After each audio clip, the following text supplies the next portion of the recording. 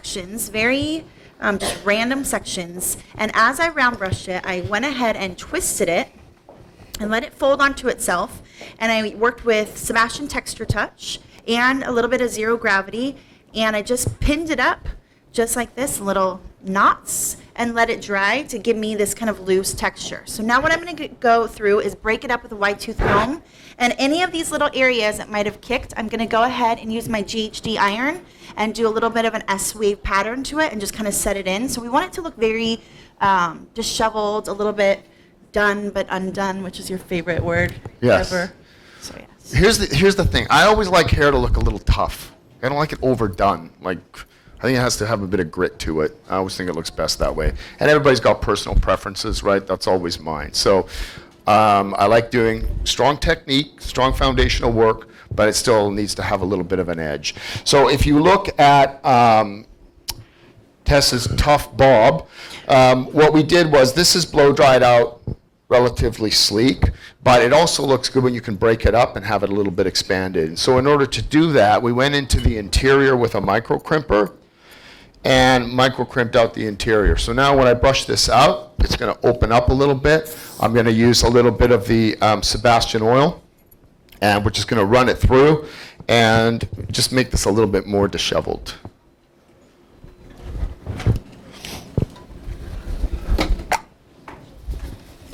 So I'm going to use a bit of zero gravity. I like using this spray because it has almost virtually no hold, but it gives me some control.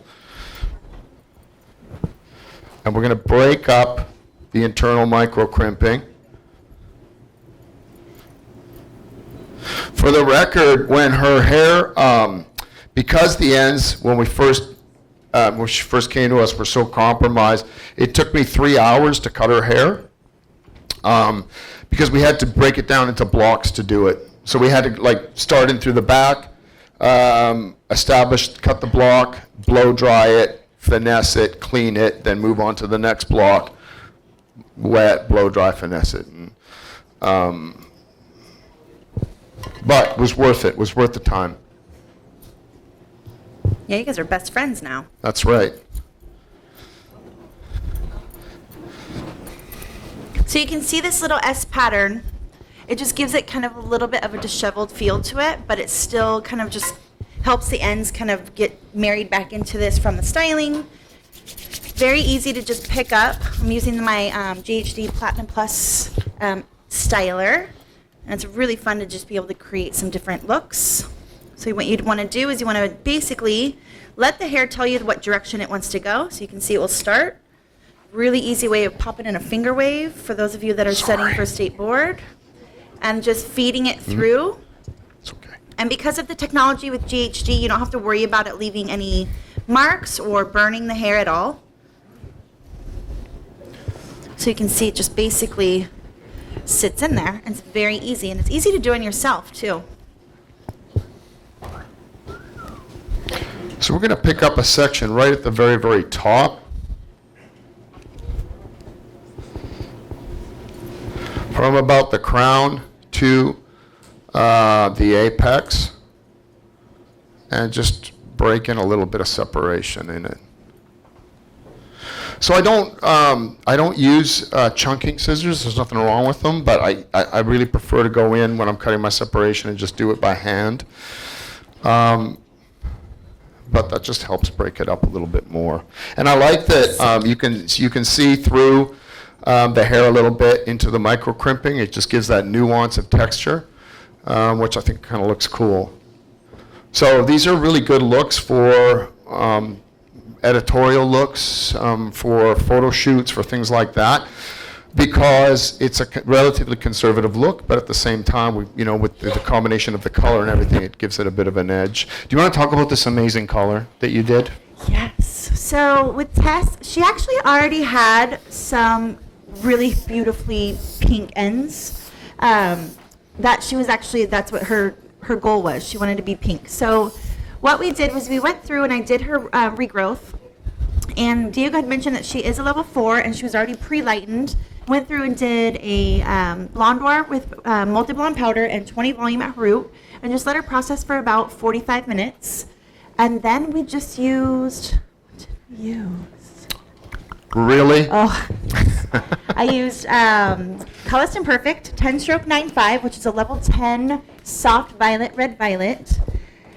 2 parts of that. 1 part of a level 8 red ash. So a level 8 stroke 4-1. So kind of an interesting combination with about 2 inches of our pink concentrate. And the reason why I did the medium between a 10 and an 8 is because I lifted her to about a level 9. So because she wasn't lifted quite as high as a level 10, I wanted to make sure that we had the 8 in there to give it a lot of depth. And then today what we did was we put the pink relights, which is Color Touch, over the entire surface. It's a really great acid-based color touch to really just help with the ends to kind of marry everything together, but still giving it a very disheveled color. We wanted it to look a little bit Disheveled. Imperfect. Imperfectly perfect. All right, can you stand up? So this is lovely Tess. There you go. So good.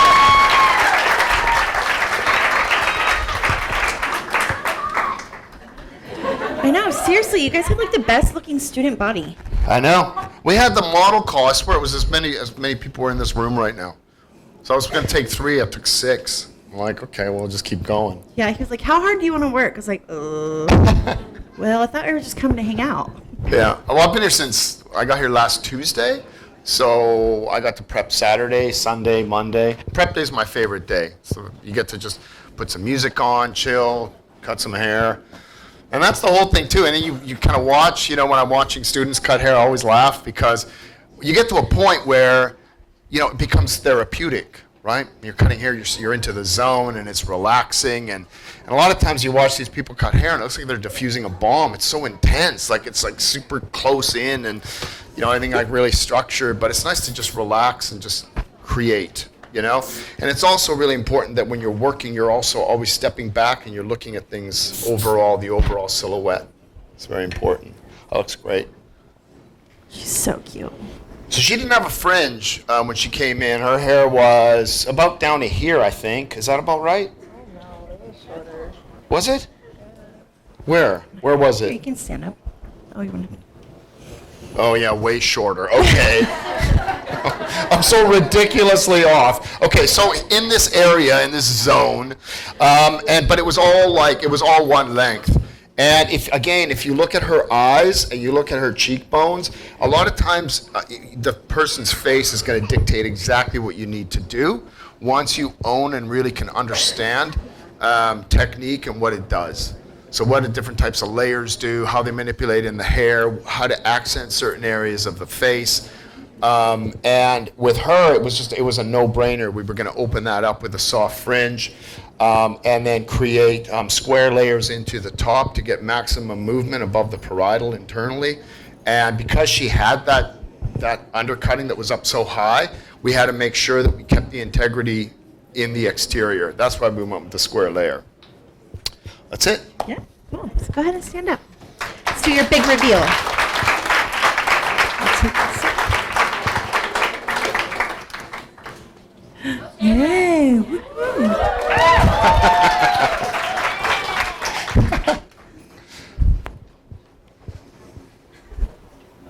All right, and let's bring up our next models, please.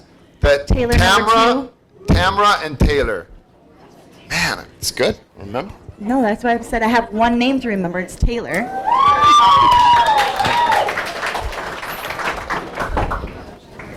There you go. Thank you, man.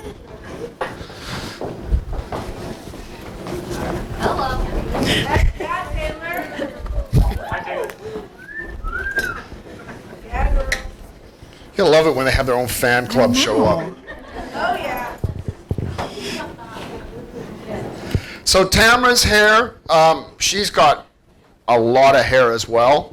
And what we wanted to do here was I took out some of the length.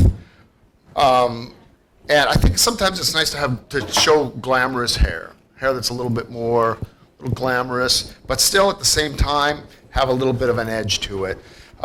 Created an amazing color here that she'll tell you all about. This is real simple. This is basically concave layer to maintain the integrity in through the back. So working with a concave layer. And then we worked a triangular shape from the apex back, round shape, no, excuse me, that's the opposite. Round shape from the apex back, triangular shape coming this way from the apex forward. So we worked with combination and concave layers, and then we went in and framed the face, detailing it, targeting in around just between the lip and the chin, and then coming down from there. So I'm just going to brush this out for a little bit, and then we're going to go through and shake it. Cool. So what I'm doing now is I'm actually going ahead and styling Taylor with, again, the Platinum Plus styler. And I'm working with our no volume, our anti-volume ribbon curl. So you're able to use your styler and just get a really nice curl to it. And this is the anti-volume. I don't want her hair to be big. I want it to just be very beachy and very sexy, if you will. And I'm going in and using my iron facing down to the ground, doing a 180-degree turn to it, and letting it just glide down. So as you can see, I'm dragging the roots down. And I'm taking my time, again, because of the technology with GHD, you don't have to worry about the hair burning. That's the other really great thing is, especially with some of the fashion colors, once you put a hot tool on it, it ends up just removing your color right out. So that's the really nice thing. It helps to really protect that as well. I'm going to work my dark oil through the hair again. Just a little bit. Dark oil is amazing because you can also activate it with a little bit of heat, a bit of thermal heat. And it doesn't weigh down in the hair at all, but it'll control out all that, any type of frizz that you may have, and it creates some nice separation. So I'm just going to play with this. I'm going to brush it. I'm going to shake it out and kind of figure out where it is, where we want to be with it. Any questions? Anyone? Yes, actually, you said there was a straightener that you don't have to worry about burning the hair, but what temperature for people that have other kind of straighteners that have a specific temperature should you really do that with? It's a really good question. So for those of you guys that couldn't hear, the question is, what temperature is the iron at? And if you don't have a GHD styler, what temperature would you put it at so you don't have to worry about burning the hair? So the technology with GHD is a little bit different from all other stylers because of the fact that it stays at 360 degrees constantly throughout the entire time.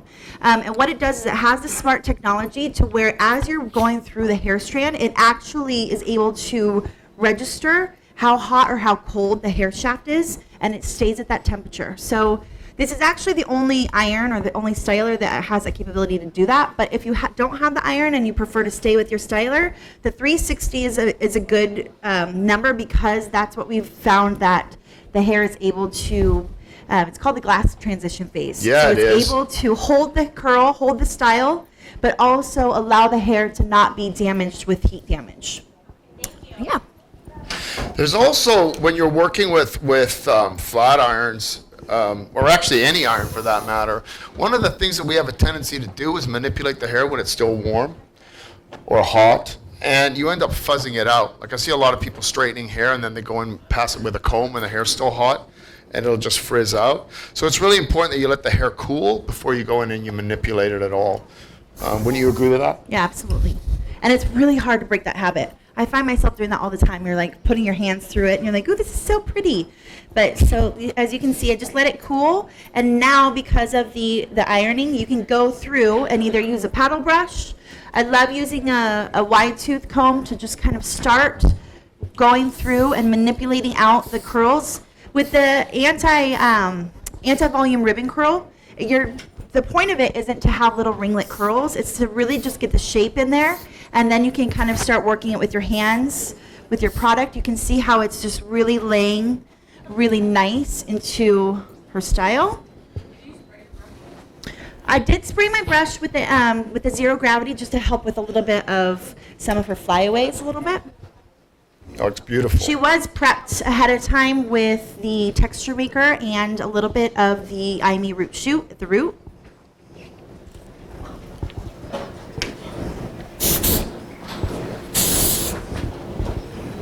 And I'm sorry to say that I cannot take credit for this hair color, although I wish I could. This is God-given. Not unbelievable. That's her Isn't this natural color. amazing? And when they were like, we don't want to do anything to her color, I'm like, nope, not a thing.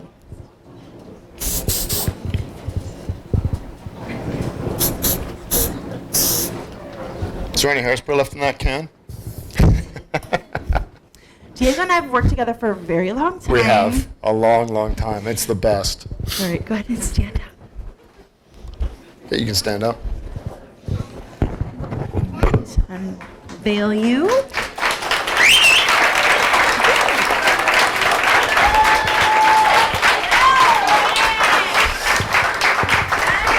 We're going to tweak a little bit on that after. You're not going to be able to fit in your car. Do we have... Joseph and Tanya, you guys here? Oh, they're over there. Can you grab them? They went to dinner. Yeah, right. So this is our presentation of our 6 beautiful models. And again, our culture really strongly depends on our partnerships. And you can see how those influences come in.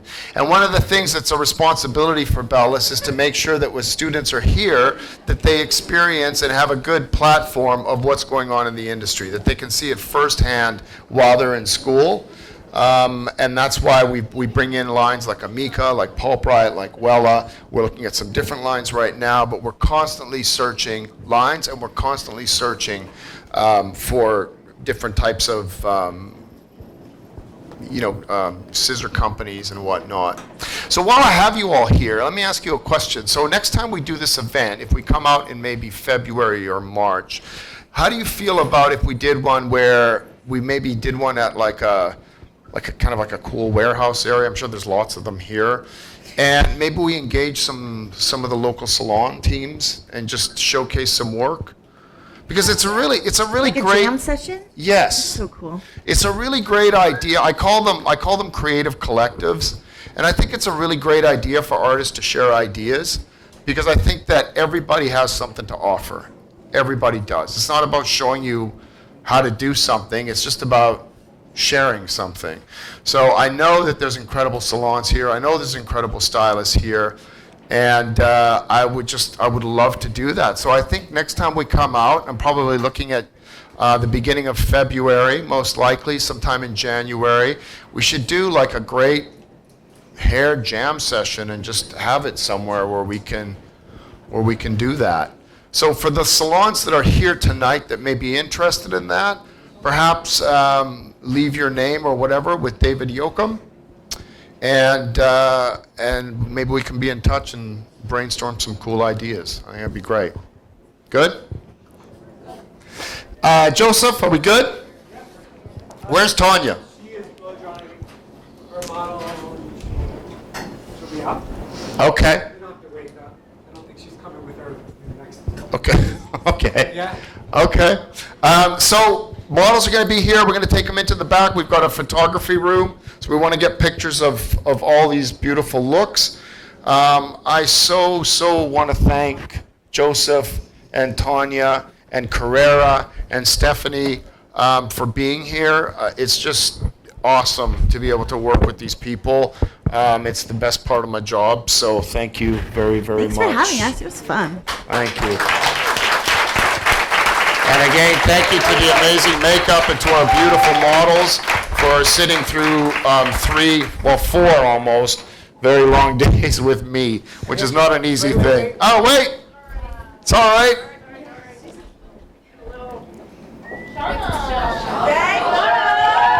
Woo! Unfortunately, Tanya's model that she was doing the shag on was not feeling well, and she left. So Aw. unfortunately, you guys won't get a chance to see that. But we have her address, so you can go to her house.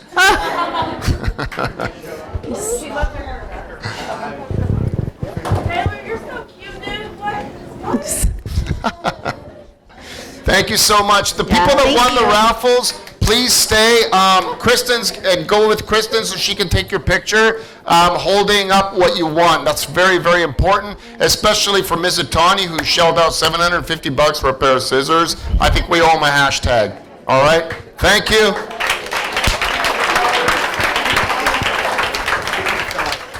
Okay. Stand up here. Should we get a couple of, actually, go at the end and test? You want to sit here?